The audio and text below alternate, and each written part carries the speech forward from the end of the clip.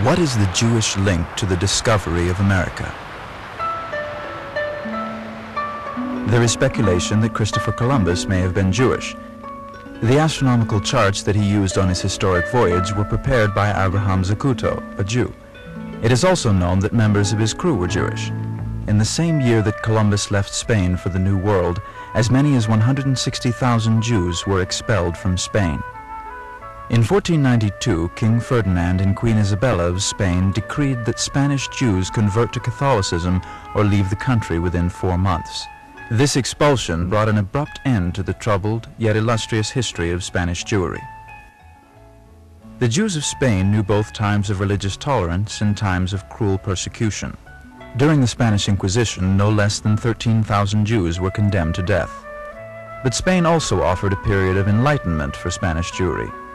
In the 8th century, Arabs occupied most of Spain and welcomed the Jews. Traditional Jewish thought meshed with contemporary Arabic culture.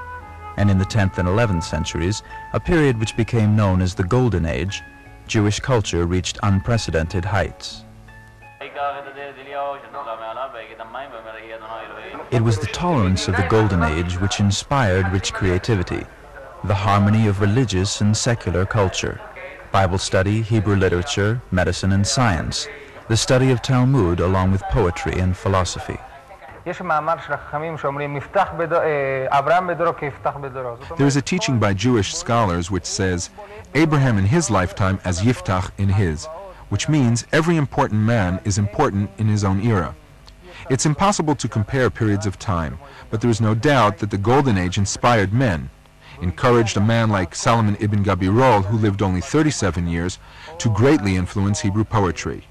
Or Rabbi Moses ben Maimon, the Rambam, excelled in diverse subjects, not only Jewish law and Judaism, but also medicine and philosophy. To this day, we study the Rambam in many fields.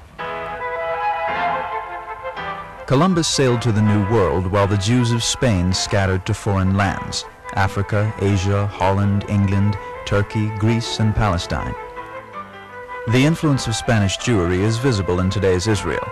Busy streets bear the names of poets, philosophers, and scholars whose writings we continue to study.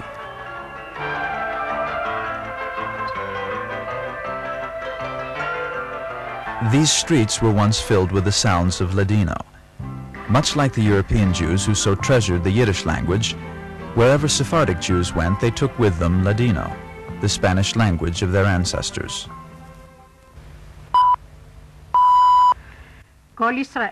Ladino is one of the many languages from the Jewish diaspora aired on Israeli radio.